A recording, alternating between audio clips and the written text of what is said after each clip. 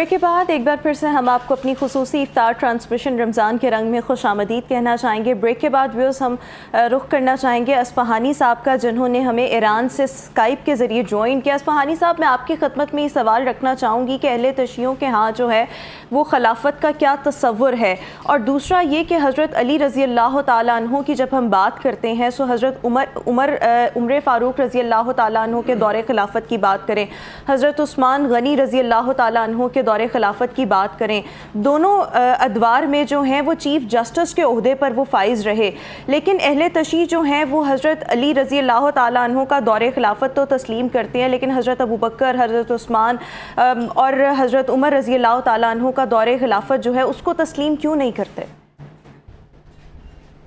औज़ु बिल्लाहि मिनश शैतानिर रजीम, बिस्मिल्लाहिर रहमानिर रहीम, अल्हम्दुलिल्लाहि रब्बिल आलमीन वस्सलातु वस्सलामु अला मुहम्मद व आलिहि ताहिरीन व लअनतु दाइमा अला आदाइहिम अजमईन।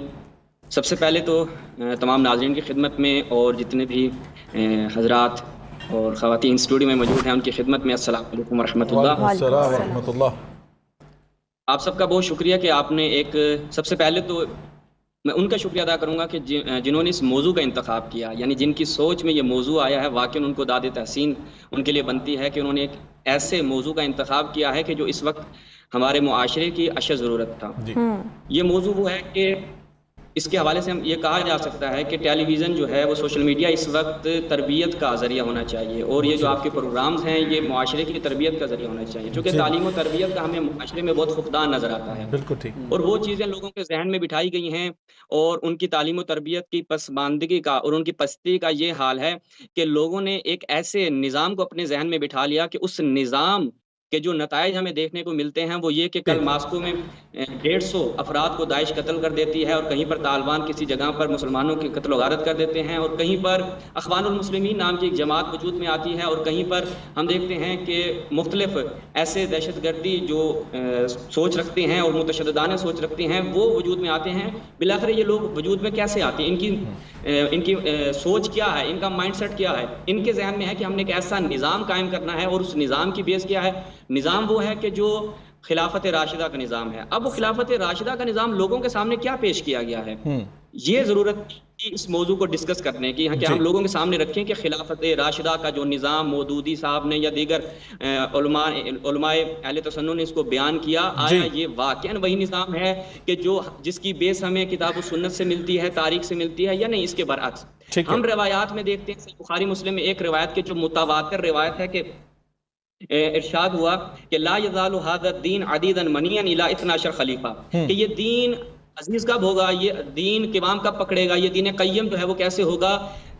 12 खुलफा की वजह से होगा। ये 12 खुलफा कौन होंगे, इस पे भी हमें बात करने की ज़रूरत है। अच्छा, अब जो हमारे यहाँ पे स्टूडियो में बात भी की गई कि रसूलुल्लाह ने फरमाया कि मेरे बाद 30 साल खिलाफत होगी, तो ये रिवायत इस रिवायत के साथ जम नहीं हो सकती कि रसूलुल्लाह ने फरमाया मेरे बाद 12 खलीफा होंगे जिनसे दीन अजीज होगा। वो 12 खलीफे कौन हैं, ये भी एक सवाल है। रसूलुल्लाह सल्लल्लाहु अलैहि वसल्लम ने खुलाफा की तादाद बताई थी या रसूलुल्लाह सल्लल्लाहु अलैहि वसल्लम ने मुद्दत बताई थी, मुद्दत का तयन किया था, या दो अलग अलग रवायतें हैं? ये हाँ, इस रिवायत में रसूलुल्लाह ने 12 खलीफे बताए हैं, और जो आप मुद्दत के तयन में जाते हैं वहाँ 12 पूरे नहीं होते। ये इसलिए मैंने कहा कि जमा नहीं होती। तो अर्ज में ये कर रहा था, मुझे जरा इजाजत दीजिएगा मैं इस बात को थोड़ा सा मजीद, जो मेरी बहन ने सवाल किया है वो सवाल बड़ा जबरदस्त है, उसका भी मैं जवाब देना चाहूंगा। जी, हमारे यहाँ जो एक आइडियल हुकूमत है, जो हम इमामत का कंसेप्ट रखते हैं, हम इमामत को मनसूस मिनल्लाह मानते हैं कि इमामत एक अम्र इलाही है। जैसे रसूलुल्लाह सल्लल्लाहु अलैहि वसल्लम की नबूवत अम्र इलाही थी। रसूलुल्लाह की नबूवत किस लिए थी? ताकि लोगों की हिदायत की जा सके। रसूलुल्लाह ने एक हुकूमत तश्कील दी। लोग ये कहते हैं कि शमशीर के जोर पर, तलवार के जोर पर इस्लाम फैला। ये मुस्तशरिकीन और वो ऐसे अफराद के जो मुल्हिदीन हैं और इस्लाम के खिलाफ बरसरे पैकार रखते हैं, लोगों के जहनों में डाला कि इस्लाम तलवार से फैला है, जबकि इस्लाम का जो अपना एक इंफ्रास्ट्रक्चर है वो उसके अंदर इतना हुस्न पाया जाता है कि वो लोगों को अपनी तरफ जज्ब कर लेता है। अगर कुरान की तालीमात को देखें, ला इकराह फिद्दीन, कुरान ये कहता है दीन में कोई जबर नहीं है कि आप दीन को इख्तियार करने में किसी जबर का शिकार हों। तो ये असली कुरान की तालीमात हैं, और इसी का तसलसल हम समझते हैं कि इमामत है। और रसूलुल्लाह ने अपने बाद उम्मत को ऐसे नहीं छोड़ दिया कि जैसे एक चरवाहा अपने रेवड़ को छोड़ देता है। रसूलुल्लाह ने अपने बाद हिदायत का सामान مہیا فرمایا. 23 سال رسول اللہ نے اتنی زحمتیں کی جس دین کے لیے, اس دین کو ایسے چھوڑ دیا کہ بعد کے خلفاء آ کر وہ سمجھتے ہیں کہ دین کو ایسے نہیں چھوڑنا چاہیے. حضرت ابو بکر خلیفہ بنتے ہیں کچھ لوگوں کے بنانے سے, اس کے بعد حضرت ابو بکر خود حضرت عمر کو خلیفہ بناتے ہیں, اور حضرت عمر جو ہے وہ ایک شورا بنا دیتے ہیں کہ ان کے درمیان بھی ہمیں خلافت کے انعقاد میں انسجام نظر نہیں آتا. حضرت علی کی جہاں تک بات کی جائے, حضرت علی کا کیا نظریہ تھا, جو میری بہن نے سوال بھی کیا, تو حضرت علی جیسا کہ انہوں نے کہا کہ چیف جسٹس رہے, اس میں کوئی حقیقت نہیں ہے, وہ چیف جسٹس رہے. جہاں تک مشورے کا تعلق ہے کہ مشورہ دینا, اس کے اوپر بھی انشاءاللہ آگے چل کے ہم بات کریں گے. میں یہ پوچھنا چاہ رہا تھا, میں یہ پوچھنا چاہوں گا آپ سے کہ اگر امامت کا تصور موجود تھا تو امامت کا تصور جو ہے وہ طرز حکومت والا ہوگا, یا خلافت کا جو آپ اہل تشیع کا خلافت کے ساتھ جو اختلاف ہے وہ کس بنیاد پر ہے, اور امامت کے اندر وہ کون سی خصوصیات ہیں جو خلافت میں نہیں تھیں؟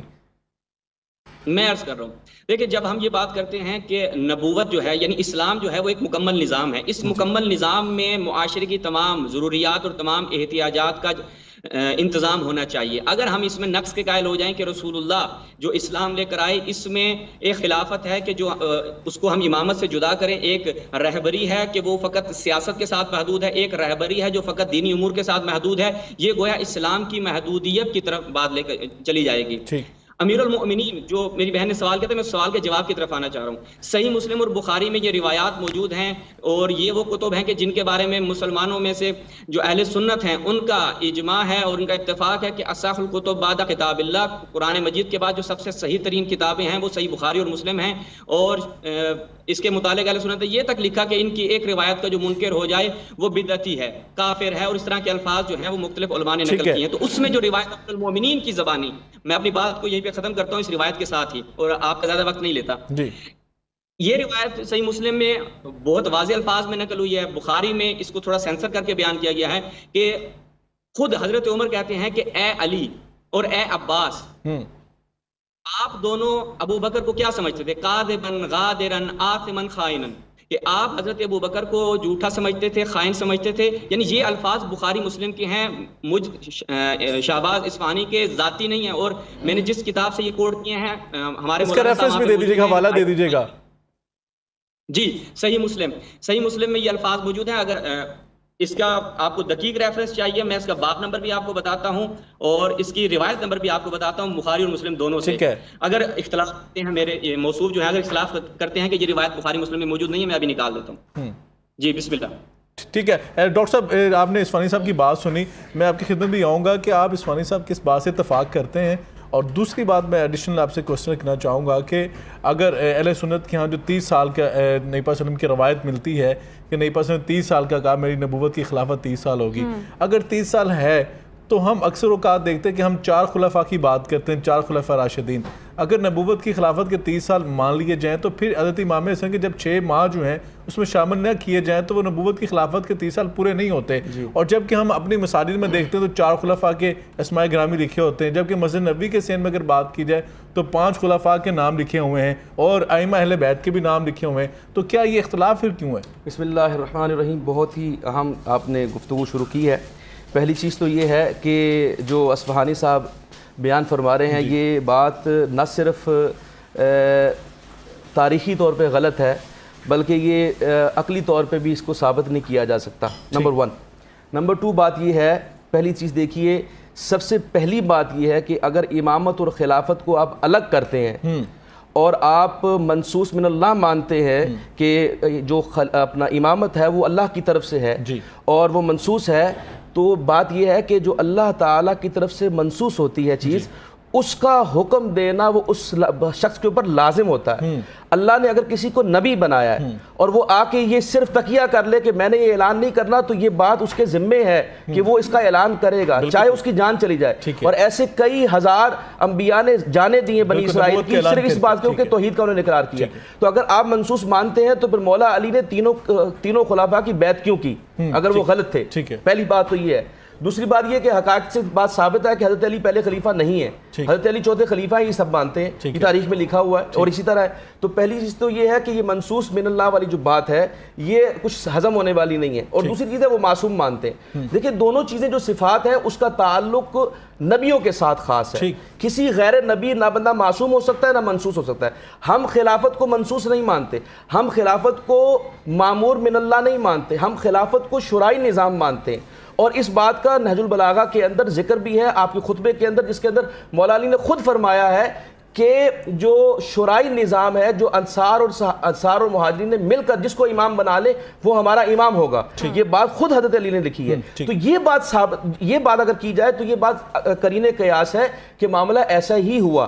اب آپ نے جو دوسرا سوال کیا کہ اگر آپ ان کو دیکھیں ہم کیوں ان کو معمور من اللہ نہیں مانتے خلفاء کو, دیکھیے اللہ تعالیٰ نے رسول اللہ صلی اللہ علیہ وسلم کے تحت نبوت کو ختم فرما دیا. ٹھیک ہے, تو اس کا مطلب پھر یہ کہ ختم نبوت پہ حرف آ رہا ہے. جی بالکل حرف آ رہا ہے. یہ آپ کو دیکھیں, آپ کو مرزائی وغیرہ قادیانی وغیرہ اسی کے اوپر کہتے ہیں کہ بھئی معصوم آپ مان رہے ہیں, آپ اب بعد والوں کو آپ ان کو معمور من اللہ مان رہے ہیں. اور بڑی عجیب بات ہے, دیکھیے کسی حضور اکرم صلی اللہ علیہ وسلم نے, اگر آپ نے مان لیا جائے کہ پہلے خلیفہ اور پہلے امام جو ہے وہ اس کے آقا علیہ السلام کے بعد حضرت علی بن رہے ہیں, تو حضرت علی نے اس کا بھی تقاضا نہیں کیا. اچھا کہ اگر وہ اگر یہ حکم ہوتا, اگر یہ منصوص ہوتا, اگر یہ بات منصوص ہوتی کہ آئمہ جو ہے, ہم تو دیکھیے پہلی بات یہ کہ ہم کسی آئمہ کا انکار نہیں کرتے, ہم پک اینڈ چوز نہیں کرتے. تیری نسل پاک میں ہے بچہ بچہ نور کا, تو ہے عین نور, تیرا سب گھرانہ نور کا. ہم سب کو نور ہدایت مانتے ہیں. ہم پک اینڈ چوز اثنا عشریہ والے نہیں ہیں کہ ہم چند اماموں کو مان لیں چند کو نہ مانیں. ہم سب کو مانتے ہیں. یعنی کہ آپ 12 ائمہ کو مانتے ہیں؟ نہیں, 12 سے زیادہ کو مانتے ہیں. ہم وہ بات 12 خلفاء کی کر رہے تھے, میں ائمہ کی بات کر رہا ہوں. ہمارے اہل بیت ان کو مانتے ہیں. اہل بیت کے ہم صرف یہ نہیں کہ ہم امام زید کو نہ مانیں, امام اسماعیل کو نہ مانیں, ہم سب کو مانتے ہیں. لیکن بات یہ کہ جو جس طرح یہ مانتے ہیں ان کو معصوم, یا ان کو یہ مانتے ہیں کہ وہ منصوص من اللہ ہے, ہم اس طرح نہیں مانتے. ٹھیک ہو گیا. چشتی صاحب کا بھی موقف لیتے ہیں. چشتی صاحب آپ بتائیے گا کہ اگر ائمہ اہل بیت کو معصوم, جس طرح ڈاکٹر صاحب فرما رہے ہیں کہ اہل سنت نہیں تسلیم کرتے, اس کی وجہ کیا ہے؟ وہ کہتے ہیں کہ ڈاکٹر صاحب کا موقف یہ تھا کہ اگر اس طرح کر دیا جائے تو ختم نبوت کا جو موقف ہے اس کے اوپر حرف آتا ہے. بسم اللہ الرحمن الرحیم.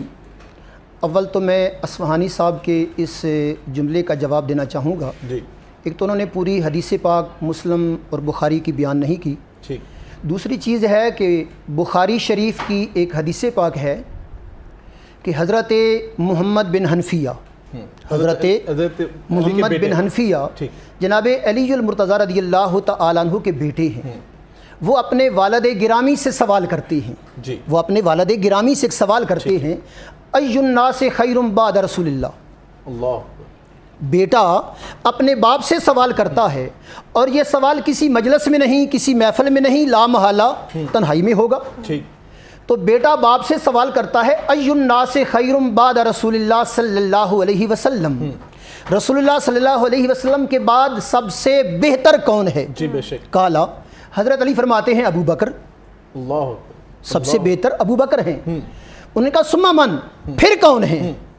پھر کون ہیں؟ کالا عمر. حضرت علی فرماتے ہیں عمر ہیں. اللہ. حضرت محمد بن حنفیہ کہتے ہیں خشی تو مجھے ڈر پیدا ہوا کہ آپ اس کے بعد حضرت عثمان کا نام لے لیں گے. جی. تو پھر میں نے کہا ثم انت, جی, اس کے بعد آپ ہیں. تو آپ فرماتے ہیں میں مسلمانوں میں سے ایک فرد ہوں, اگرچہ یہ حضرت علی رضی اللہ تعالیٰ عنہ کی کسر نفسی ہے, بے شک بے شک کسر نفسی ہے, ورنہ آپ کا مقام, میں آپ کے مقام کے بارے میں جی تاریخ دمشق کے حوالے سے حضرت عائشہ صدیقہ رضی اللہ تعالی عنہا کی ایک حدیث آپ کے سامنے رکھتا ہوں. آپ فرماتی ہیں کہ ذکر علی عبادت ہے. ٹھیک, بے شک. ذکر علی عبادت ہے. اور دوسری دو روایتیں ہیں. ایک روایت میں حضرت عائشہ صدیقہ رضی اللہ تعالی عنہا اپنے والد گرامی حضرت ابو بکر صدیق رضی اللہ تعالیٰ عنہ کو دیکھ رہی ہیں کہ وہ حضرت علی کو دیکھ رہے ہیں. اللہ اکبر. حضرت علی کو بار بار دیکھ رہے ہیں. تو آپ کہتی ہیں ابا جان میں دیکھ رہی ہوں, اب بار بار چہرہ علی دیکھ رہے ہیں, وجہ کیا ہے؟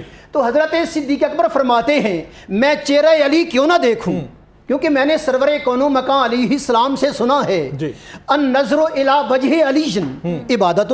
ٹھیک ہے, علی کا چہرہ دیکھنا عبادت ہے. اور خود حضرت امام احمد بن حنبل کی روایت بھی ہے نا, وہ بھی فرماتے ہیں. میں دوسری روایت عرض کرتا ہوں. दूसरी रिवायत के अल्फाज हैं सिद्दीक की सिद्दीका बेटी, सिद्दीक की सिद्दीका बेटी, महबूब खुदा की महबूबा ज़ौजा। वो रिवायत करती हैं कि मैंने अपने वालिद गिरामी को देखा कि वो लगातार काफ़ी टाइम, लगातार काफ़ी देर चेहरा अली देख रहे हैं। तो मैंने पूछा, अब्बा जान मैं देख रही हूँ आप काफ़ी देर से अली का चेहरा देख रहे हैं, तो आप फरमाते हैं ए बेटी मैंने चेहरा अली क्यों ना देखूं, चेहरा अली देखना सरकार फरमाते हैं इबादत है। अब आता हूं मैं कि दो रिवायतें हैं, एक में है कि मेरे आका फरमाते हैं कि मेरी उम्मत में अल खिलाफत फी उम्मती सलासुन सना, मेरी उम्मत में खिलाफत 30 साल होगी। और दूसरी रिवायत सरकार फरमाते हैं मेरी उम्मत में 12 खुलाफा होंगी। ठीक है, पहली बात तो मेरी बात सुन, 12 खुलाफा होंगी। अब यहाँ एक बात मैं ये आपके ज़िनशी कर दूं कि ये 12 में हसर नहीं है, यानी पाबंदी नहीं है कि 12 ही होंगी, ठीक है, 12 से ज्यादा भी हो सकते हैं। इस रवायत के अंदर अल्फाज मौजूद हैं या उसका मफहूम ये कह रहा है? नहीं, 12 के अल्फाज मौजूद हैं। नहीं, 12 नहीं होंगे, 12 खलीफा होंगे। ठीक है, मेरी उम्मत में 12 खुलाफा होंगे। तो ये हसर नहीं है, ठीक है जी, यानी इसमें हसर नहीं है कि 12 पर सरकार ने पाबंद कर दिया। कितनी ही ऐसी रिवायतें हैं सरकार फरमाते हैं मुनाफिक की 4 अलामात हैं। अब ये कि 4 से ज्यादा नहीं हो सकती, हो सकती है 4 से भी ज्यादा। यानी कि आप कहते हैं कि 12 से कम भी हो सकते हैं, 12 से ज्यादा भी ज्यादा हो सकते हैं, ज्यादा हो सकते हैं, कम नहीं। एक बात मैं और करना चाहता हूँ, जो उन्होंने मुस्लिम शरीफ की रवायत के अंदर ये बात पूछी है, मैं सिर्फ ये कहना चाहता हूँ अगर वक्त है तो जी जल्दी से जी फिर बोलें। अच्छा, बात ये है, देखिए जी, मैं आपको ना सिर्फ सूरह तौबा की आयत नंबर जो 40 है जिसके अंदर सानी यसनैन इज़ हुमा फिल गार जी, इसमें मैं हज़रत साहब से ये कहना चाहता हूँ कि इसमें यक़ूलु लिसाहिबी ला तहज़न इन्नल्लाह माना, ये बात में मैं आपको बताना चाहता हूँ कि अल मीज़ान फ़ी तफ़सील कुरान आयतुल्लाह तबा तबाई की है जिल्द नंबर 9 में, वो कहते हैं अल मुरादु लिसाहिबी हुआ अबू बकर नकल कती, ये नकल कती से साबित है कि इससे मुराद जो साहिब हैं वो सैयदना सिद्दीक़ अकबर है। नंबर 1 अल मीज़ान फ़ी तफ़सील कुरान, ये कुम में इनके पीछे बैक साइड पे पड़ी होगी शायद। अल बुरहान फ़ी तफ़सील कुरान में सैयद हाशिम बिन सईद अल बुहरानी जिल्द नंबर 2 में वो ये वाक़या बयान करते हैं, और उसके अंदर वो ये कहते हैं, इसमें सईद रज़ी नाजुल बलागा की जिन्होंने तारीफ़ की है, वो भी ये कहते हैं कि एक नौजवान ने हज़रत अली से पूछा कि ये आइना कुंता हैसा ज़करुल्लाह व अबी बकर, ये जो जिक्र हुआ है कुरान पाक में इससे मुराद अबी बकर है? तो आपने फरमाया वाकई इसमें इससे मुराद अबी बकर, हज़रत अली ने फरमाया। और फरमाया इज़ हुमा फिल गार में आपने फरमाया तुझे अल्लाह हलाक करे, तू किस तरह का सवाल कर रहा है, इससे मुराद अबू बकर है। आगे किताब साफ़ी है, किताबुल काफ़ी इमाम बाकर का कौल है कि उससे मुराद वो कहते हैं अबी बकर है। तफसीर इसना अशरिया में इसके अंदर भी वो कहते हैं इस हुमा फिल गार से मुराद कहते हैं, वो फारसी की कहते हैं दू नफर बुदंद, 2 फर्द इसके अंदर मौजूद थे, हजरत पैगंबरस्त व अबू बकरस्त, उसके अंदर हजरत पैगंबर थे और अबू बकर थे। और भी मिसालें हैं, मैं आपको दे सकता हूँ। मैं तकदीम व ताखीर सारे मुतकद्दिमीन मुताखिरीन उलमाए जो शिया हजरात हैं उनसे मैं कहना चाहता हूँ, एक मैं बात कहना चाह रहा हूं, जो बंदे जिस बंदे की सहाबत की गवाही अल्लाह दे रहा है वो गासिब हो सकता है। अल्लाह, वो अगर हजरत अली का हक था तो वो बैठ गए, उसके ऊपर हो ही नहीं सकता। बिल्कुल ठीक है इस्फानी साहब, आपने चिश्ती साहब का और इसने डॉक्टर वकास जाफर साहब का मौक़िफ़ सुन लिया।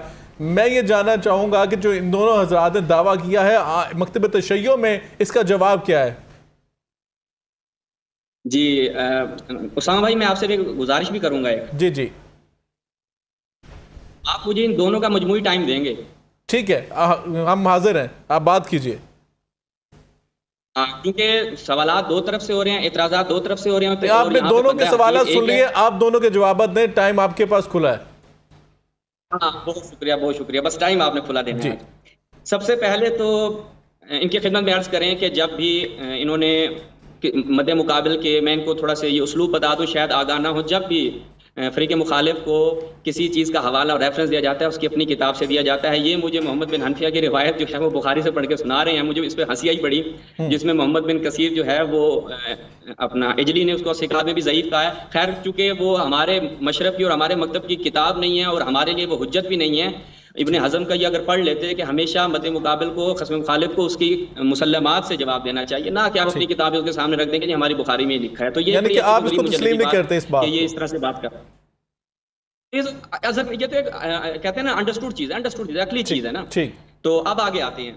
दूसरा इन्होंने बात की कि वो मासूम वाली बात की इन्होंने, तो फखरुद्दीन राजी को भी अगर ये पढ़ लेते आयत उलिल अम्र के ज़ेल में वो क्या बयान करते हैं कि जो हमारे नज़दीक, वो कहते हैं ये اسمت پہ دلالت کرتا ہے، اسمت پہ دلالت کرتا ہے، اور وہ پھر اس کو اجماع کی طرف لے جاتے ہیں، جبکہ ہم کہتے ہیں کہ وہ امیر المؤمنین ہے اور ان کی اولاد ہے، ٹھیک ہے، لیکن اس کی دلالت اسمت پہ ہے۔ جنہوں نے کہا کہ اگر اسمت غیر نبی کے ساتھ متنافی ہوتی، تضاد رکھتی، تو فخر الدین رازی صاحب کی یہاں سے ان کو آپ کہیں کہ وہ بھی رافضی ہو گئے ہیں اور جناب انہوں نے بھی ختم نبوت پہ ڈاکہ ڈالا ہے۔ اب آ جائیں ایک اور شخص جو ختم نبوت پہ ڈاکہ ڈال رہے ہیں ان کے بقول، وہ شاہ اسماعیل دہلوی صاحب ہیں۔ وہ کیا لکھتے ہیں، بڑی زبردست ان کی کتاب ہے، میں آپ کی منصب امامت، بڑی زبردست انہوں نے عبارتیں لکھی ہیں یہاں پہ، آپ دیکھیے گا، سنیے گا۔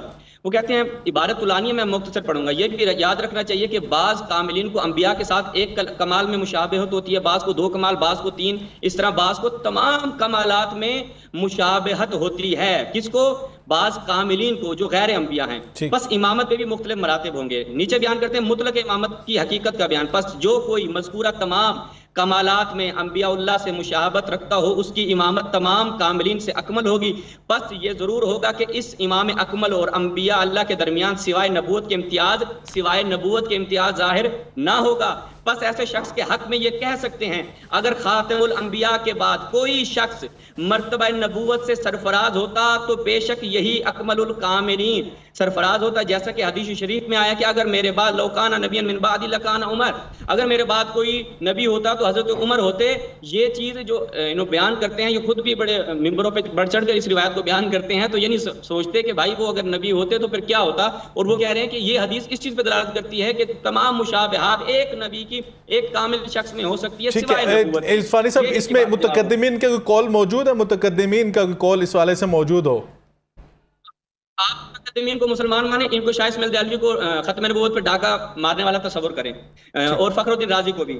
آگے چلتے ہیں، نہج البلاغہ کی طرف آتے ہیں۔ نہج البلاغہ سے میرے بھائی نے عبارت تو پیش کر دی، وہ بالکل ایسی ہے جیسے انٹرنیٹ کے اوپر کوئی عبارت دے دی جاتی ہے اور کہا جاتا ہے کہ جی وہ کہتے ہیں میں نے حوالہ دی ہے، وہ کہتے ہیں میں نے حوالہ دی ہے۔ میں اسی حوالے کی طرف آ رہا ہوں جی۔ نہج البلاغہ کا جو انہوں نے حوالہ دیا، پہلی بات ہے یہ نہج البلاغہ میرے اپنے ہاتھ میں ہے۔ نہج البلاغہ کے حوالے سے پہلے یہ ان کو جاننا چاہیے کہ تشیعوں کے ہاں نہج البلاغہ صحیح بخاری صحیح مسلم کی طرح نہیں ہے کہ یہ اصحاب الکتب بعد کتاب اللہ تصوروں پہلی چیز۔ اچھا، یعنی کہ آپ ٹھیک ہے، یہ بات بھی ٹھیک ہے، یعنی کہ آپ کے یہاں نہج البلاغہ کی وہ حیثیت نہیں ہے جو اہل سنت کے یہاں صحیح بخاری ہے صحیح مسلم کی ہے۔ اور ہمیں عرض کر رہا ہوں، اس کو میری بات کو مکمل ہونے دے، اس کے بعد آپ نوٹ کرتے آئیں اور جہاں پہ آپ کو سوال ہو وہاں سے سوال کر لیجئے گا۔ اسی نہج البلاغہ کو اگر پڑھ لیتے کہ یہ بعض ایک تکہ اٹھا لیتے ہیں، ایک ٹکڑا اٹھا لیتے ہیں اور اس کی بھی تحقیق نہیں کرتے، مجھے تعجب ہے کہ ابھی تک کوئی ایسی متقن دلیل نہیں دی گئی کہ جو ہمارے مسلمات کے ساتھ سازگار ہو یا ہماری ان مبانی کے ساتھ سازگار ہو جو ہمارے واقع مبانی ہیں۔ اب نہج البلاغہ سے جو انہوں نے خطبہ بیان کیا، اس میں امیر المومنین الزامی جواب دے رہے ہیں معاویہ بن ابی سفیان کو کہ اے، پہلی چیز اس کی میں متن پہ بات کر رہا ہوں، ابھی سند پہ تو میں گیا ہی نہیں، اس کی سند پہ بھی آتا ہوں۔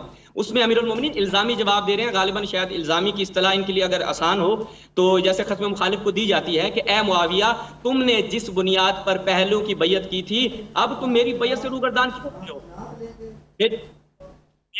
میری بات مکمل ہونے دے، میں آپ جی اب کریں بات، نہیں کریں نا، یہ نہیں کریں، نہیں آپ کریں بات کریں، آپ بزرگ بار ہے، آپ بات کیجئے پلیز، بات کیجئے، آپ کے پاس فری ٹائم ہے۔ ہاں یہ بولے، آپ دونوں بزرگان 3 4 5 مل کے جو بھی بولتے کھل کے بولے، بندہ آپ کے پاس فری ٹائم ہے، آپ بات کیجئے، اپنی بات کو کنکلوڈ کیجئے۔ اب بات لے کے جاؤں گا، اعتراضات کے جواب دے کے جاؤں گا۔ اچھا جی، انہوں نے نہج البلاغہ سے استدلال کیا، میں اس کا جواب دے رہا ہوں۔ اس میں امیر المومنین میں خطبہ بھی نکال کے دیکھتا ہوں کہ جہاں پر امیر المومنین نے اس کو بیان کیا ہے، امیر المومنین وہاں پر معاویہ کو الزامی جواب دے رہے ہیں کہ اے معاویہ، تم میری بیعت سے روگردان ہو رہے ہو، جبکہ تم نے جیسے باقی خلفاء کی بیعت ہوئی تھی ویسی میری بیعت ہوئی ہے۔ یہ اس کو الزام ملزم کر رہے ہیں اس چیز کے اوپر، پہلی چیز۔ دوسری بات، اس کی سند پہ آ جائیں، اس کی سند میں شعبی ہے۔ شعبی کون ہے؟ شعبی ہمارے یہاں بالکل کوئی حیثیت نہیں رکھتا، اور اس کی اصل سند اگر جائیں تو وقت الصفین میں جا کے نصر بن ابی مزاحم نے اس کو نقل کیا، اور اس میں اس کی سند میں شعبی آتا ہے۔ شعبی ان کے ہاں تو ہو سکتا ہے، جبکہ ان کے ہاں بھی اس کے بارے میں بڑی کیل و کال ہے، وہ میں ابھی بیان نہیں کرتا، لیکن ہمارے یہاں اس کی کوئی حجت نہیں ہے، تو اس کی سند بھی سائڈ پہ اور متن بھی ان کے کام آنے والا بالکل نہیں ہے۔ پھر اسی نہج البلاغہ سے اگر یہ ہمیں ملزم کرنا چاہ رہے ہیں کہ نہج البلاغہ میں امیر المومنین نے جناب یہ بیان فرمایا کہ خلافت کیا ہے، شورائی ہے، تو میں ان کو نہج البلاغہ ہی پڑھ کے سناتا ہوں کہ جہاں پر امیر المومنین نے اپنی خلافت کے بارے میں کیا بیان فرمایا۔ یہ جناب آ جائے خطبہ نمبر 3، اس میں امیر المومنین نے باقاعدہ شورا کے اوپر اعتراض اٹھایا ہے، اور اس کے بعد اپنی امامت کے بارے میں فرمایا ہے کہ ہمارے لیے وہ خصائص ہیں کہ رسول اللہ نے ہماری امامت کو معین کیا ہے۔ یہ ابھی میں آپ کی خدمت میں اس کا پورا ریفرنس رکھتا ہوں، تو یہ نہج البلاغہ سے ہو گیا۔ وہ جتنے بھی میں نے ابھی بیانات دیے ہیں کہ نہج البلاغہ میں امام امیر المومنین نے اپنی امامت کو منصوص اور انتصاب من اللہ، انتصاب من رسول اللہ بیان کیا ہے، وہ بھی میں آپ کی خدمت میں رکھتا ہوں. اور امیر المومنین کا باقاعدہ الکافی کے اندر، وہ بھی روضۃ الکافی 8ویں جلد کے اندر امیر المومنین کا یہ خطبہ موجود ہے جب وہ ان خلفاء جو ان سے پہلے گزرے تھے ان کی بدعتوں کا بیان کر رہے ہیں. صحیح السند روایت ہے روضۃ الکافی، ہماری کتابوں سے حوالے دینے تو یوں دیں. اس میں امیر المومنین فرماتے ہیں کہ فرض اللہ نے میری امامت کو امت میں فرض کیا ہے، رسول اللہ نے اس کا ابلاغ کیا ہے. یہ امیر المومنین کا نظریہ ہے امامت کے حوالے سے. اچھا جی، تو محمد بن حنفیہ کا جواب ہو گیا، ان کا نہج البلاغہ والا بھی جواب ہو گیا، اور اس کے علاوہ جو انہوں نے عصمت کی بات کی تو اس کا بھی جواب ہو گیا. اور جو مسلم کے بارے میں نے روایت پڑھی ہے، مسلم کی جو میں نے روایت پڑھی ہے وہ کہتے ہیں جی ادھوری پڑھی ہے. تو بسم اللہ آپ پوری پڑھ دیں بھائی، آپ کو کس نے روکا ہے؟ آپ کھولیں اور بتائیں کہ جو انہوں نے الفاظ. اصفہانی صاحب ہمارے پاس وقت کی قلت ہے، میں آپ کا بقیہ جواب جو ہے وہ بریک کے بعد آ کر لوں گی انشاءاللہ. بریک پہ جانے سے پہلے بات جہاں تک پہنچی تھی، اصفہانی صاحب نے جہاں بات کو اینڈ کیا تھا، ڈاکٹر وقاص جعفر صاحب کی بات کرنا چاہ رہے تھے، اور وہ کہنا چاہ رہے تھے کہ جب اصفہانی صاحب نے خود اپنی زبان سے کہہ دیا کہ نہج البلاغہ کی ہمارے ہاں وہ حجت نہیں ہے جو اہل تسنن کے ہاں صحیح بخاری اور صحیح مسلم کی ہے، تو پھر جب میں منصوص من اللہ حضرت علی المرتضیٰ کرم اللہ وجہ الکریم کو فرما دیا امامت کے لیے، تو پھر انہوں نے اعلان کیوں نہیں فرمایا؟ یہ سوال آپ کی خدمت میں رکھنا چاہ رہے ہیں. ڈاکٹر صاحب آپ کیا کہہ رہے تھے؟ پہلی چیز تو یہ ہے کہ اصفہانی صاحب نے پہلے جو شیخ عبد المحدث دہلوی صاحب رحمۃ اللہ تعالیٰ کا جو قول بتایا، اس سے تو یہ بات ثابت نہیں ہوتی کہ وہ کسی بھی غیر نبی کی عصمت کے قائل ہیں. ٹھیک ہے، کسی بھی شخص کے اندر وہ خوبیاں جمع ہو جانا، وہ ساری خوبیاں جمع ہو جانا اس بات کی دلیل نہیں ہے کہ وہ معصوم ہو جاتا ہے. پہلی چیز تو یہ ہے. اور وہ جو بات کی جاتی ہے کہ سرکار دو عالم صلی اللہ علیہ وسلم فرمایا کہ میری امت کا محدث جو ہے وہ عمر ہے، تو اس میں بات یہ ہے کہ وہ ان کے اوپر وجدانی طور پہ کیفیات کے اندر کوئی نہ کوئی چیز کا القاء ہو جانا یا اللہ تعالیٰ کی رضا کے ساتھ ان کی رضا کا میچ ہو جانا، یہ ایک الگ معاملہ ہے. ایک تو یہ چیزیں ہوگی. اور دوسرے نمبر پہ انہوں نے خود کہہ دیا، تو دلیل کے طور پہ نہج البلاغہ سے ہی وہ دلیل دے رہے ہیں جس کو وہ خود نہیں مان رہے کہ جی یہ اس کے اندر وہ حضرت علی فرمانے کے منصوص من اللہ ہوں. تو بات یہ ہے سمپل سی کہ اگر وہ منصوص من اللہ ہیں تو پھر انہوں نے چوتھا نمبر کیوں لیا؟ وہ پہلے نمبر پہ انہوں نے بیعت ہی کیوں کی؟ یہ پہلا کوشچن ہے. اور دوسری بات یہ ہے کہ جو شیعہ روایات ہیں ان کے مطابق 3-4 قول ہیں، وہ ضرور بیان کریں گے، لیکن اس کے اندر جو 2-3 قول ہیں کہ ایک تو قول جو کشف الغمہ کے اندر ہے کہ انہوں نے 6 ماہ کے بعد جو ہے وہ بیعت کی. ایک قول یہ بھی ان کی یہاں کتب کے اندر موجود ہے کہ پہلے ہی دن انہوں نے مجمع کے اندر جو ہے وہ خاص و عام کے سامنے جو ہے حضرت ابو بکر صدیق رضی اللہ تعالیٰ عنہ کے ہاتھ میں بیعت کی ہے. اب بات یہ ہے کہ جب انہوں نے بیعت کی ہے تو میرا سوال صرف سمپل سا یہ ہے کہ اللہ تعالیٰ کی طرف سے اگر کوئی شخص منصوص ہو جاتا ہے، کوئی وہبی طور پہ کسی کو اللہ تعالیٰ کوئی کام دے دیتا ہے، تو وہ اس سے پیچھے نہیں ہٹتا. جان چلی جاتی ہے لیکن وہ اس کام سے پیچھے نہیں ہٹتا. جیسے کہ آپ کو معلوم، جیسے آقا علیہ السلام کا آپ کے سامنے واضح ہے کہ حضور اکرم صلی اللہ علیہ وسلم نے خود فرمایا میری ایک ہاتھ پہ چاند اور سورج رکھ دو، میں اپنی بات سے پیچھے نہیں ہٹوں گا، میں توحید سے پیچھے نہیں ہٹوں گا. تو جو چیز جس کو دی جاتی ہے، میں یہ کہہ رہا ہوں کہ اگر آقا علیہ السلام جس طرح فرما رہے تھے کہ آقا علیہ السلام کی حضرت علی رضی اللہ تعالیٰ کی غدیر کے موقع کے اوپر ان کی خلافت کا اور امامت کا جو ہے وہ جو ہے اعلان کر دیا گیا، اس بات کا ان کو تو معلوم ہو گیا، حضرت علی کو خود کو معلوم نہیں ہوا. اور اگر ان کو یہ معلوم تھا کہ مجھے اللہ تعالیٰ نے یہ امامت دے دی ہے اور مجھے یہ خلافت دے دی ہے اور میں نے اس کا اعلان کرنا ہے اور میں نے اس کو اپلائی کرنا ہے، تو پھر انہوں نے ان کی بیعت کیوں کی؟ ٹھیک ہے، یہ سوال آپ نے ان کے پاس رکھ دیا. اصفہانی صاحب آپ نے ڈاکٹر وقاص جعفر صاحب کے سوالات سن لیے ہیں، کائنڈلی اس کے حوالے سے بیان فرمائیے گا. اگر جان کی مان پاؤں تو ایک شکوہ کروں گا. جی وقت. ہاں، شکوہ آپ دونوں حضرات سے یہ ہے کہ میری بات کو ٹوکا گیا تھا اور کہا تھا کہ بریک کے بعد آپ کی آپ آ جائیں، آپ وہ بات بھی، آپ وہ جوابات بھی دے دیں، یہ والا بھی دے دیں. آپ کو کھلی جو ہے آزادی ہے. اور اصل میں معذرت یہ ہے کہ ہمیں بریک پہ جانا پڑا، تو بس آپ کے پاس کھلا ٹائم، آپ بیان کیجئے. اس لیے میں نے کہا جان کی امان پا کر ایک شکوہ کرنا چاہتا ہوں. نہیں، امان ہے آپ کو، امان ہے. آپ کھل کے بات کیجئے، آپ کو امان ہے. بات کرنے تھے نا کہ وہاں پہ اعتراضات لیتے ہیں، میں جب پورے بھی نہیں ابھی کرتا تو آپ پھر ان کی طرف. نہیں، آپ پلیز آپ بیان کیجئے. اب دیکھتے ہیں کہ آپ کتنا انصاف سے. جی ٹھیک ہے. اچھا جی، بات جو ہے وہ عصمت والی، انہوں نے ابھی تک عصمت والی بات پہ کوئی جواب نہیں دیا. فخر الدین رازی کا انہوں نے کوئی جواب نہیں دیا. اگر دینا بھی چاہتے تو شاہ اسماعیل دہلوی کی عبارت اردو پڑھی ہے، میں نے کوئی عربی پشتو تو پڑھی نہیں ہے، جن کو سمجھ نہیں آ رہی کہ تمام کمالات میں مشابہت آیا. وہاں پہ انہوں نے استثناء کیا ہے. ابھی وہ حصر کی بات کر رہے تھے، تو ابھی ان کو استثناء بھی ہمیں بتانا پڑے گا کہ وہاں انہوں نے استثناء کیا ہے کہ بجز نبوت بات کی ہے. یہ شاہ اسماعیل دہلوی کی عبارت ہے، میں دوبارہ کہیں گے تو پڑھ دوں گا اور اردو میں پڑھوں گا انشاءاللہ۔ اور اس کے بعد انہوں نے آگے بات کی کہ جی امیر المؤمنین جو ہیں، البتہ میں اس سے پہلے جو ہے ان کے حوالے کچھ حوالے جات جو ہے ان کی خدمت میں رکھوں۔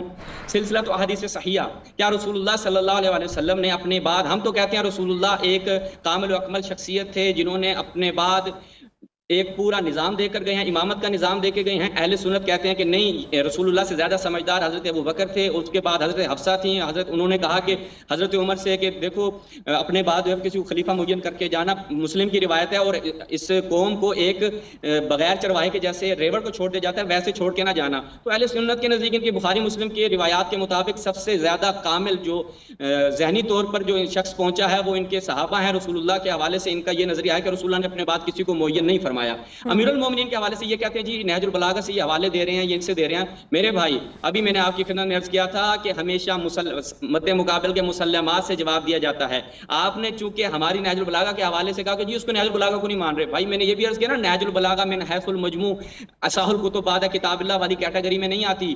ہم نہیں کہتے کہ نہج البلاغہ میں جتنی بھی چیزیں ہیں وہ ساری کی ساری شیعہ منابع اور شیعہ مصادر سے ہیں۔ کبھی جا کے مسند نہج البلاغہ 3 جلدوں میں اس کا مطالعہ کریں اور اس کی اسناد کو جا کے چیک کریں، اور میں نے اس کی سند بھی آپ کو بتائی ہے، اس کی طرف آپ دھیان نہیں کیا۔ اب آ جائیں اہل سنت کی کتابوں میں، اہل سنت کی کتابوں میں ہمیں کیا ایسا ملتا ہے؟ اب دیکھیے گا جناب ناظرین جتنے بھی ہمارے ہیں، دیکھیے گا سلسلہ تو حدیث صحیحہ محمد ناصر الدین البانی کیا فرماتے ہیں کہ رسول اللہ صلی اللہ علیہ وسلم نے کیا فرمایا امیر المومنین کے، ہوا ولی کل مؤمن بعدی۔ امیر المومنین لفظ ولی استعمال کیا، کیا جی؟ لفظ ولی، ہوا ولی کل مؤمن بعدی، علی میرے بعد تم سب کے ولی ہیں۔ اب یہاں پہ ہمارے برادران اہل سنت کہتے ہیں نہیں جی یہاں پر ولی کا معنی دوست ہے، لیکن یہی برادران اہل سنت جب صحیح بخاری اور صحیح مسلم میں جاتے ہیں اور وہاں پر حضرت ابو بکر کا قول جب نقل ہوتا ہے کہ حضرت عمر کہتے ہیں کہ اے علی تم جو ابو بکر کو کاذبن غادرن خائنن آثمن سمجھتے تھے، ہوا ولی رسول اللہ، وہ رسول اللہ کے ولی تھے، وہاں پہ ولی کا معنی ایک دم سے چینج ہو جاتا ہے اور جبریل آ کے بتاتا ہے کہ بھئی یہاں پہ ولی کا معنی کیا ہے؟ خلیفہ ہے۔ پھر حضرت عمر کہتے ہیں کہ انا ولی ہوں، اور میں اب اس کا ولی ہوں، انا ولی رسول اللہ، اور میں رسول اللہ کا بھی ولی ہوں۔ وہاں پر ولی کا معنی ایک دم سے آٹومیٹک جانشین بن جاتا ہے۔ پھر آ جائیں جناب، کتاب آپ کے سامنے ہے السنہ ابن ابی عاصم کی، المتوفہ ان کا بنتا ہے 200 غالباً 87، کیا بنے گا جی اردو میں کیا بنے گا؟ 87۔ ناصر الدین البانی صاحب کی کیا ہے اس پہ تحقیق ہے، انہوں نے سند کی تصحیح کی ہے جزء ثانی۔ جب ہم اس میں جاتے ہیں تو روایت بڑی زبردست ہے، وہاں پہ لفظ ولی آیا تھا، اب یہاں پہ رسول اور من بعدی کے الفاظ سے کہ میرے بعد تمہارا ولی ہے۔ اگر ولی کا معنی دوست لیں تو ایک اور جیسے پھنسیں گے کہ رسول کی زندگی میں علی تمہارے ولی نہیں تھے، تمہارے دوست نہیں تھے، اس لیے ولی کا معنی کبھی دوست نہ کرنا، الٹا گلے پڑ جائے گی بات۔ اب یہاں پہ کہ وانت منی بمنزلۃ ہارون من موسیٰ انا انک لست نبیا وانت خلیفتی فی کل مؤمن من بعدی، اور اے علی تو میرا خلیفہ ہے ہر مومن کے لیے میرے بعد۔ آپ کہتے ہیں جی رسول اللہ نے تو بتایا نہیں ہے، رسول اللہ تو ایسے بیان کر کے چلے گئے۔ رسول اللہ کی سلسلہ احادیث صحیحہ کا ریفرنس دے رہے ہیں آپ؟ میں کتاب کا حوالہ دوں، کتاب السنہ ابن ابی عاصم، ناصر الدین البانی کی تحقیق کے ساتھ جزء ثانی، مکتبہ اسلامی کی یہ چاپ ہے، اس میں آپ جائیں گے تو صفحہ نمبر بھی آپ کی خدمت میں عرض کرتا ہوں 565، حدیث کا نمبر 1188، یہ نوٹ کرتے جائیں۔ حوالہ جو دوں گا سند کے ساتھ دوں گا، ان کی طرح نہیں ہے کہ بے سند بات کروں گا یا اپنی کتابوں کی روایات کا انکار کر دوں گا، ایسا بالکل بھی نہیں ہوگا۔ انشاءاللہ آپ ہی کی کتابوں سے، آپ کے ہی مسلمات سے صحیح سند روایتیں پیش کروں گا۔ آیت غار کی انہوں نے بات کی، انہوں نے جی آیت غار سے مجھے نہیں سمجھ میں آئی کہ یہ ثابت کیا کرنا چاہتی ہیں، میں آخری جواب ہے چونکہ لاسٹ انہوں نے آیت غار کے بارے میں بات کی، اور انہوں نے شیعہ کے حوالے دھڑا دھڑ پڑھ دیا جی، وہ آگا تفسیر میزان میں آگا طباطبائی نے یہ لکھا، فلاں تفسیر میں آگا نے لکھا جی حضرت ابوبکر ان کے ساتھ تھے۔ وہ بابا وجہ استدلال کیا ہے؟ جب آپ ایک چیز بیان کرتے ہیں، اگر آپ مدرسے حوزے میں پڑھے ہوئے ہیں تو حوزے میں جب اساتید پڑھاتے ہیں تو کوئی حدیث بیان کی جاتی ہے یا کوئی نظریہ بیان کیا جاتا ہے تو اس کی وجہ استدلال کہ ہم اس بات سے استدلال کیا کرنا چاہتے ہیں، آپ کی مراد کیا ہے۔ آپ اگر اس سے خلافت ثابت کرنا چاہتے ہیں تو آپ حضرت عمر کی مخالفت کر رہے ہیں کہ حضرت عمر کہہ رہے ہیں کہ میں اگر اپنے بعد خلیفہ معین کروں تو میں نے ابو بکر کی سنت پہ عمل کیا، اگر خلیفہ معین نہ کروں تو میں نے رسول اللہ کی سنت پہ عمل کیا، کیونکہ رسول اللہ نے اپنے بعد کسی کو خلیفہ معین نہیں کیا، تو یہ آپ حضرت عمر کی اس پہ عمل کر رہے ہیں۔ تو آپ کے ہاں خود ہی ایک تعارض اور تناقض پایا جاتا ہے۔ اگر فقط صحبت ہی فضیلت، قرآن کیا بیان فرماتا ہے؟ ملاحظہ فرمائیں، اگر آپ جائیں سورہ کہف میں، سورہ کہف میں قال لہ صاحبہ، یہاں پہ کیا جی ایک مومن ایک کافر کا مصاحب بن گیا۔ اس کے بعد آپ جائیں سورہ आपकी खिदमत में अर्ज करूं सूरह तकवीर में वहाँ साहिबकुम बेमजनून, वहाँ पे एक मजनून जो है वो तुम्हारा साहिब बन जाता है। तो फकत सोहबत जो है वो म्यारे फजीलत नहीं होता मेरे भाई, कम से कम इस्तदलाल जो है वो थोड़ा मंतकी होना चाहिए ताकि हमें जवाब देने में तो लुत्फ आए। बस सलाम अलैकुम जी, बिस्मिल्लाह। बहुत शुक्रिया। हमारे साथ चिश्ती साहब मौजूद हैं। चिश्ती साहब, आपने इस्फानी साहब की सारी बातें सुनी और उन्होंने डॉक्टर साहब का जो मौक़िफ़ था आयत गार वाला, इस यक़ूलु लिसाहिबि ला तहज़न अल्लाह माना, वो कह रहे हैं कि इससे मुझे इस्तदलाल भी समझ नहीं आई। और दूसरा उन्होंने वो जो हज़रत अली करमल्लाहु करीम के हवाले से अल्लाह के रसूल सल्लल्लाहु अलैहि वसल्लम की हदीस पाक है, जब ग़ज़वा तबूक के मौके पर अल्लाह के रसूल ने फरमाया था आपका मेरे लिए वही मुकाम है जो हारून का हज़रत मूसा के लिए मुकाम था, तो फ़र्क ये है कि मेरे बाद कोई नबी नहीं होगा। तो उन्होंने वो खलीफा के तनाज़ुर में भी बयान की है। ये सारा क्या आप क्या कहना चाहेंगे इस हवाले से? बिस्मिल्लाहिर्रहमानिर्रहीम। बुनियादी तौर पर तो मैं अस्फ़हानी साहब का ये शुक्रिया अदा करूँगा कि उन्होंने ये बात वाज़े कर दी कि हर किताब को मुकम्मल तौर पर उसको तस्लीम नहीं किया जा सकता। जिस तरह उन्होंने कहा कि नाजुल बलागा हम सारी उसको तस्लीम नहीं करते, बाज़ की रिवायात में सनद में कमज़ोर रावी भी हैं। ये तमाम कुतब में यही मामला है। तो आप जितनी भी रिवायात दे रहे हैं उनके साथ भी यही मामला है कि उनमें कहीं रावी कमज़ोर है और कहीं एक रावी है, कहीं ज़ईफ़ हदीस हो जाएगी, कहीं वो ख़बर वाहिद बन जाएगी। दूसरी बात ये है, मैं अस्फ़हानी साहब से ये कहता हूँ कि हम तो उस अली को मानते हैं जिन्होंने सरवर कौनो मकां अलैहिस्सलातो वस्सलाम के हाथ पर बैत करने के बाद वो कारहाए नुमायाँ सरअंजाम दिए कि ना कहीं डर है, ना ही कहीं खौफ है, ना ही कोई ऐसा मामला आया जहाँ अली पीछे रही। हम उस अली को कैसे माने जो दुनियावी मुसलहतों की वजह से बैत भी कर रहे हैं, दुनियावी मुसलहतों की वजह से मुशावरत भी दे रहे हैं। हम तो उस अली के हैं जो असदुल्लाह हैं, हम उस अली के कायल हैं, उस अली के मानने वाले हैं जिन्होंने उस नबी करीम अलैहिस्सलातो वस्सलाम के हाथ पर बैत की, जिन्होंने फरमाया कि अगर कुरैश मक्का मेरे एक हाथ पर चांद रख दें, एक हाथ पर सूरज रख दें और मुझे कहें कि मैं शरीयत इस्लामिया का प्रचार छोड़ दूं तो मैं नहीं छोड़ूंगा। हम तो उस अली को मानने वाले हैं जिन्होंने ग़ज़वा खैबर में एक हाथ से बाएं हाथ से वो दरवाज़ा उखेड़ कर फेंका जिसको 70 आदमी नहीं हिला सके। हम तो उस अली के कायल हैं जिन्होंने सरवर कौनो मकां अलैहिस्सलातो वस्सलाम की मैयत में कभी ग़ज़वा बदर में, कभी ग़ज़वा ओहद में, कभी दीगर ग़ज़वात में वो करहाए नुमायाँ सरअंजाम दिए जिनकी तारीख़ में कोई मिसाल नहीं मिलती। हम उस अली को कैसे माने जो बुज़दिल हैं? हम उस अली को कैसे माने जो दुनियावी मुसलहतों की बिना पर कभी अबू बकर सिद्दीक़ की खिलाफत को मान रहे हैं, कभी फ़ारूक आज़म की खिलाफत को मानकर उनकी मुशावरत में आ रहे हैं, कभी हज़रत उस्मान गनी के मुशीर बन रहे हैं। अस्फ़हानी साहब अलीउल मुर्तज़ा रज़ियल्लाहु तआला अन्हु की शान व अज़मत को कम खुदारा न कीजिए। ये वो अली नहीं हैं जो दुनियावी मुसलहतों की वजह से कमज़ोर हों, ये वो अली हैं जो बरसरे मैदान कलमे हक कहने वाले हैं, जो कुरैश मक्का की सारी मुखालफतों के बावजूद बिस्तर रसूल पर आराम कर रहे हैं। दूसरी बात आपने जो कही है ना वो गारे वाली मामला, उसमें गारे सौर वाली, उसमें बुनियादी तौर पर जो कहना चाहते हैं कि उस साहिब से मुराद सहाबियत सिद्दीक़ अकबर मुराद है। सिद्दीक़ अकबर सहाबी रसूल हैं। उस आयत का इनकार सैयदना सिद्दीक़ अकबर की सहाबियत का इनकार लाजिम आएगा। और इसी तरह दीगर कुरान मजीद में ऐसी आयात हैं, सैयदा आयशा सिद्दीक़ा रज़ियल्लाहु ताला अन्हा के हक़ में सूरह नूर की मुतअद्दिद आयात करीमा हैं। अब उनका इनकार, कुरान करीम का इनकार लाजिम आएगा। उससे वजह इस्तिदलाल ये है कि उससे सैयदना सिद्दीक़ अकबर रज़ियल्लाहु ताला अन्हु की सहाबियत साबित है। जब सहाबियत सिद्दीक़ अकबर साबित है, सिद्दीक़ अकबर को सहाबी माने।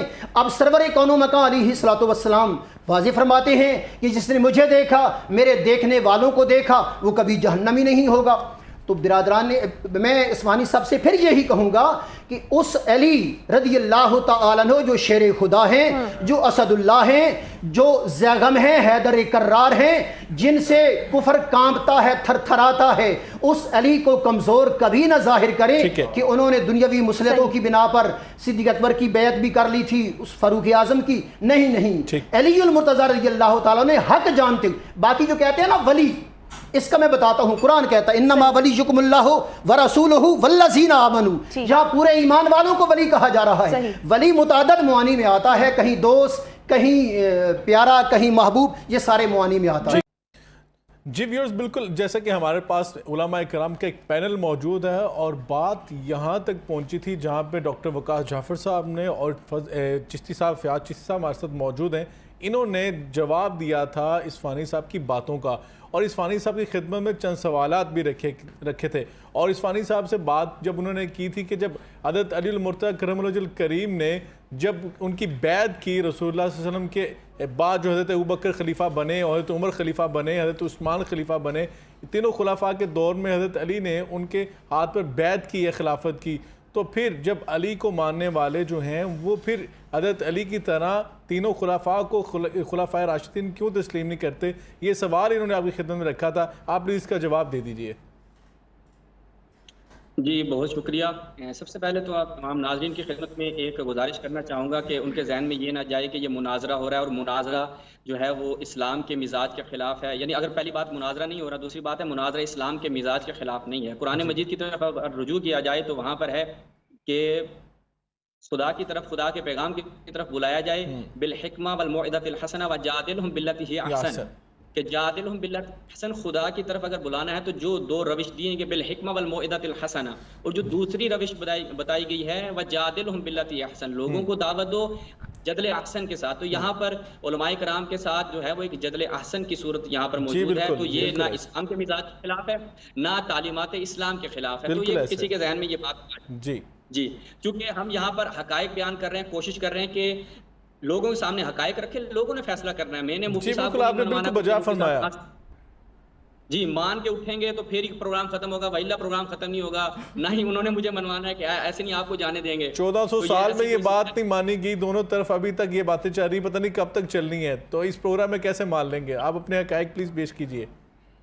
ہاں میں پیش کرنے لگا ہوں۔ تو انہوں نے جو بات کی کہ امیر المومنین نے اچھی تقریر کی، ماشاءاللہ مجھے پسند آئی، اور جوش خطابت میں انہوں نے جو امیر المومنین کے فضائل بیان کیے، ہم بھی ان فضائل کو تسلیم کرتے ہیں اور ان کو ہم داد تحسین پیش کرتے ہیں۔ انہوں نے کہا کہ شہباز اسفانی صاحب نے یہ کہا ہے کہ جو ہر کتاب جو ہے وہ صحیح نہیں ہوتی، اس میں صحیح اور ضعیف روایات ہوتی ہیں، تو میرے عزیز میں نے اب تک جتنی بھی روایات پیش کی ہیں سندی تحکیم کے ساتھ پیش کی ہیں کہ آپ کے علماء نے اس کی سندی تحکیم کی ہے اور اس کو صحیح قرار دیا، ابھی تک ایک ضعیف روایت میں نے پیش نہیں کی۔ اگر آپ مدعی ہیں کہ کوئی روایت ضعیف تھی تو آپ پر یہ بنتا ہے کہ آپ اس کا ضعف جو ہے وہ آشکار کریں اور بتائیں، آپ سوال کرنا چاہتے ہیں؟ دعویٰ دلیل ایک لغو کام ہے، آپ یہ بیان کریں کہ یہ حدیث ضعیف تھی، پہلی اس بات کا جواب۔ پھر آ جائیں، آپ نے کہا اسد اللہ تھے، شیر خدا تھے، ہم ان کے بارے میں یہ تصور نہیں کر سکتے کہ وہ کیسے بیعت کر سکتے ہیں۔ پہلی بات یہ کہ اس میں ہم پہلے تشیع کا پوائنٹ آف ویو آپ ملاحظہ کریں، شیخ مفید نے الفصول المختارہ میں یہ لکھا ہے کہ ہمارا تشیع کا یہ اجماع ہے کہ امیر المومنین نے ایک لحظے کے لیے بھی ان کی بیعت نہیں کی، پہلی چیز۔ اب آ جائیں قرآن کی طرف، جو انہوں نے کہا کہ وہ کیسے ہو سکتا ہے کہ وہ اپنا حق نہ لیں، یہ نہ کریں۔ قرآن کی طرف آتے ہیں تو سورہ اعراف آیت نمبر 150، حضرت موسیٰ جب واپس آتے ہیں تو دیکھتے ہیں کہ بھئی لوگ تو بچڑے کی پوجا کرنے لگ گئے ہیں، اور حضرت ہارون کو اپنی قوم میں چھوڑ کر گئے تھے، تو حضرت موسیٰ کو غصہ آ جاتا ہے، کیا کہتے ہیں؟ قال ابن ان القوم استضعفونی وقادوا یقتلوننی، کہ میں نے جو حضرت موسیٰ نے جب اعتراض کیا کہ تم نے اس قوم کو کیوں نہ روکا، تو حضرت ہارون وہ تو نبی تھے نا، نبی تو بزدل نہیں ہوتا، نبی کے حوالے سے تو آپ اہل سنت کے ہاں کوئی تصور نہیں پایا جاتا کہ ان کا حق نبوت تھا اور وہ ابلاغ کرتے، لوگوں کو ہدایت دیتے۔ انہوں نے کیا کہا کہ اے میرے بھائی مجھے کچھ نہ کہو، اس قوم نے مجھے ضعیف کر دیا تھا اور یہ انقریب مجھے قتل کر دیتے۔ یہ قرآن۔ اب آ جائے حدیث کی طرف، اور آپ کی مسند امام احمد ابن حنبل کی روایت، امیر المومنین نے ایسے ثبوت اختیار نہیں کیا بلکہ رسول اللہ کا حکم تھا صلی اللہ علیہ وآلہ وسلم۔ مسند امام احمد ابن حنبل احمد محمد شاکر کی تحکیم کے ساتھ اس نے اس کی سند کی تصحیح کی ہے، دیگر تصحیحات بھی میں رکھ دوں گا۔ الجزء الاول دارالحدیث قاہرہ کی چاپ ہے، اس میں جب ہم جاتے ہیں تو یہاں پر حدیث کیا ہے کہ امیر المومنین سے خود یہ حدیث ہے کہ قال رسول اللہ صلی اللہ علیہ وآلہ وسلم، رسول اللہ نے فرمایا انہ سیکون بعد اختلاف، کہ اے علی میرے بعد اختلاف ہوگا، او امر میرے بعد اختلاف ہوگا، مسئلے ہوں گے، کیا کرنا ہے آپ نے، آپ کی ذمہ داری کیا ہے؟ فَإِنِ اسْتَطَعْتَ أَن تَكُونَ السِّلْمُ فَافْعَلْ، اگر تم صلح کر سکے، مصالحت کر سکے تو آپ نے وہی صورت اختیار کرنی ہے۔ اور ہمارے ہاں روایات پائی جاتی ہیں، اہل سنت کی ہاں روایت پائی جاتی ہے کہ امیر المومنین کے پاس اوان و انصار نہیں تھے، اور اس کی دلیل میں آپ کو بخاری سے دوں گا۔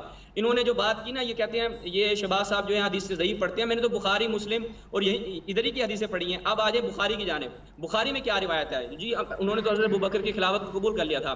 حدیث نمبر 4241 4240، فواجدت فاطمہ علی ابی بکر، اہل اہل بیت کے ماننے والے ہیں، تو آئیں اہل بیت کی ہم آپ کو روش بتا رہے ہیں کہ وہ حضرت ابو بکر کو اپنا خلیفہ مانتے تھے، ان کی خلافت کو مانتے تھے یا نہیں۔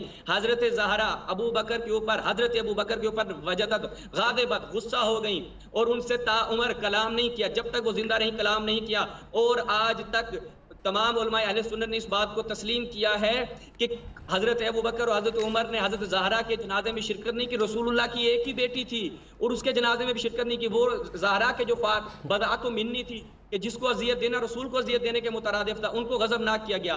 آگے آئیں، وَقَانَ عَلِيٍّ مِّنَ النَّاسِ وَجْهٌ آیات فاطمہ۔ یہ میرا سوال ہوگا ان علماء سے کہ جب تک حضرت زہرا زندہ تھی لوگوں کے سامنے علی کا ایک ادب و احترام تھا۔ بالکل ٹھیک ہے، علی وجوہ الناس، جب زہرا کی وفات ہو جاتی ہے تو لوگ حضرت علی سے منہ موڑ لیتے ہیں۔ اور آگے کیا کہا حضرت ابو بکر کو؟ امیر المومنین نے کہا وَلَكِنَّكَ اسْتَبْدَدْتَ عَلَيْنَا بِالْأَمْرِ، تم ہم پر زبردستی نافذ ہوئے ہو۔ وَكُنَّا نَرَىٰ لِقَرَابَتِنَا مِن رسول اللہ نصیبًا، ہم رسول اللہ کی قرابت کی وجہ سے اپنا حق اس کو سمجھتے تھے۔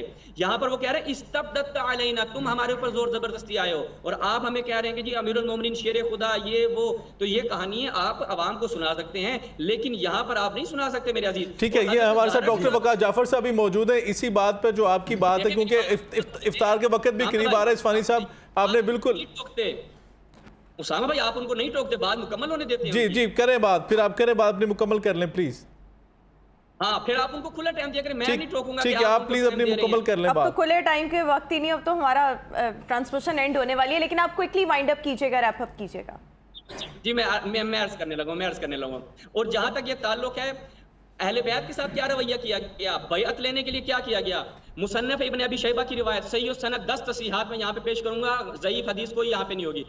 حضرت عمر حضرت زہرا کے دروازے پہ آتے ہیں اور کیا کہتے ہیں؟ معلوم ہوتا ہے کہ یہاں پر خلافت کے خلاف، ابو بکر صاحب کی خلافت کے خلاف جو ہیں لوگ جمع ہو رہے ہیں۔ حضرت علی جمع ہوتے ہیں، جناب زبیر آتے ہیں، اور جب وہاں پر حضرت علی اور حضرت زبیر کے جمع ہونے کا پتہ چلتا ہے تو حضرت عمر آتے ہیں اور کیا کہتے ہیں کہ یا بنت رسول اللہ، اے رسول کی بیٹی، آپ سے زیادہ ہمیں کوئی محبوب نہیں ہے۔ لیکن اسی بات کو آگے جا کے کیسے کرتے ہیں؟ وَأَيْمُ اللَّهِ مَا ذَاكَ بِمَعْنِهِ کہ ان اجتمع هؤلاء النفر عندك، اگر یہ لوگ دوبارہ آپ کے گھر میں جمع ہوئے تو میں ان کو حکم دوں گا ان يحرق عليهم البيت۔ یہ روایات اہل سنت مصادر میں سے ہیں؟ جی میں ایک نہیں دسیوں، مصنف ابن ابی شیبہ، صحیح بخاری جو ہے امام اسماعیل بخاری کے استاد محترم ہیں، ٹھیک ہے جناب آ جائیں محمد اسماعیل بخاری کے استاد محترم، ان کی کتاب سے پڑھ رہا ہوں کہ حضرت زہرا کو دھمکی دی گئی اور حضرت عمر نے صحیح سند روایت ہے کہا کہ جو ہماری مخالفت کرے گا میں اس کو قتل کر دوں گا۔ یہ حکومت کا انفراسٹرکچر آج بیان کیا گیا تو دیکھا کہ کہیں پر کوئی داعش قتل کر۔ آپ کی آواز کٹ گئی، شاید انٹرنیٹ کے شاید کوئی ایشو آ رہا ہے۔ ہمارے ساتھ ڈاکٹر وقاص جعفر صاحب موجود۔ ڈاکٹر صاحب جی، ڈاکٹر صاحب آگے ڈاکٹر صاحب آئیں ڈاکٹر صاحب آئیں۔ جی اب میرے پاس جی آتے ہیں آپ کے پاس واپس، لیکن اسفانی صاحب پھر کنٹینیو کیا انہوں نے۔ اسفانی صاحب پلیز کنٹینیو کیجیے۔ ڈاکٹر صاحب آپ ڈاکٹر وقاص صاحب، جی ڈاکٹر وقاص صاحب بات کر رہے ہیں۔